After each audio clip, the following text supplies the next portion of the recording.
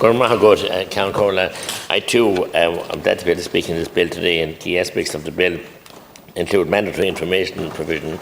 It mandates that registered providers of nursing homes and residential service for older, for dependent service for dependent services, excluding those with disabilities, must regularly be subject to specific operational data to HICWA as drafted in the bill. And indeed, I've often spoken HICWA, and I don't have an awful lot of faith in HICWA. Minister, you're probably aware of that, and I have good reason for that. And I think, you know, the whole saga of what went on in COVID in the nursing homes was just diabolical. And I'm not blaming the nursing homes in most cases.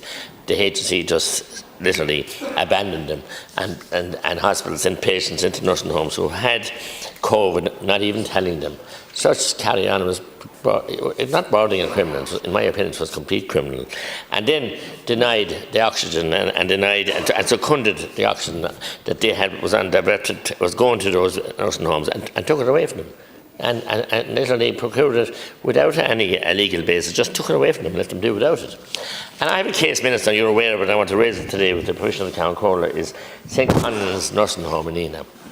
Now, I don't know it that well, but having contacted many people, there's a huge saga going on there in St. Conan's, which was, HICWA had condemned it, gave them a licence for 1 year only, because they were waiting to get the new state-of-the-art St. Conan's nursing home built. And now that is built, and it's a model and a state-of-the-art provision. And the families, the patients, and the advocates, and the staff of the present St. Conan's and the community were looking forward to moving into this and state-of-the-art premises, and everybody's fine.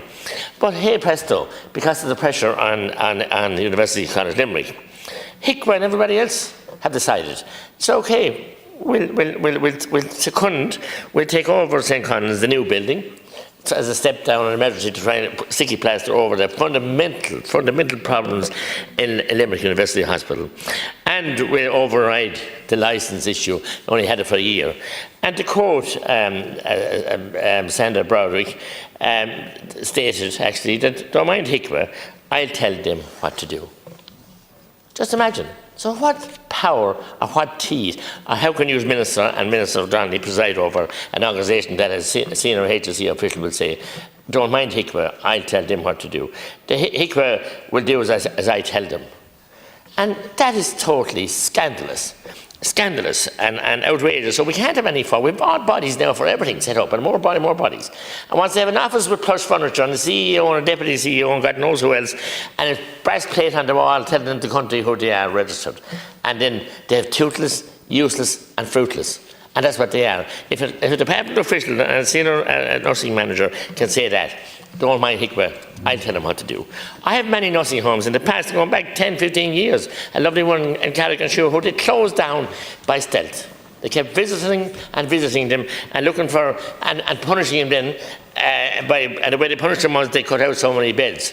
And then their turnover was restricted, so they couldn't do the works that they were asking them to do because they wouldn't get their funding from the banks because of the limited capacity for return on the finances. And HICWA closed that down in Minister James O'Reilly's time, and I've raised it here before.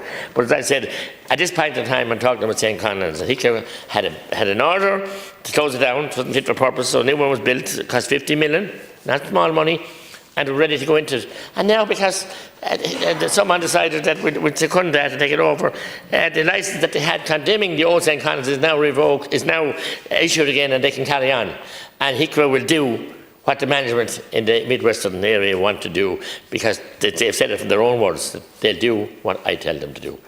What kind of a body is that? And what kind of a joke is this legislation that we're bringing in here to have that body?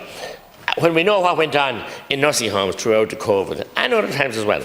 And then you have the continuous daily and weekly, and we've been lobbied here, rightly so, by the private nursing homes against what you're paying them in the public nursing home. So scandalously unfair, and it's discrimination, and it can't be legal that you can give so much per week for a patient to people in the public nursing homes, and you give them 30-40% less to the private providers.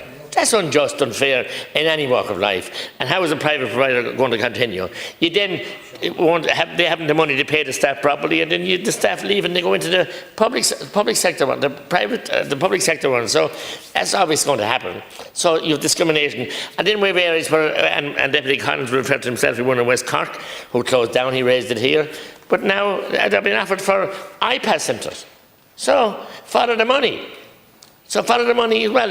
If you don't give fair play and level playing fields, the government departments, to pay patients the same rate, or pay the nursing homes, the private ones, the same rate as the public ones, you have an imbalance and unjust and a disloyal situation. But what's going on in Nina beats Banagher out. And Nina's not too far from Banagher, only up the road, but it beats Banagher to me. That a place was condemned, new building built, and everything ready, and patients looking forward to go into it, and the staff and the families.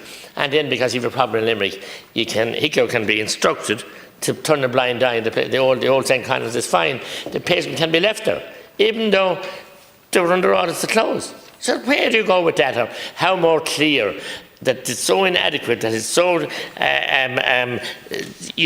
not independent, and so, can be manipulated. So what confidence does that give in any of the families that are taking cases now against the HSE for the loss of lives and the degrading treatment of their loved ones? And Paddy Tobin raised one there, I think you said you're aware of it, which is so shocking that happened. But that happened in many cases, and not because in many cases the nursing homes didn't wanted that to happen, because you and the HSE starved them of everything. Seconded, as I said, the oxygen, seconded the different materials, the PPE gear, everything else, away from them by order of the HSE, and left them fend for themselves.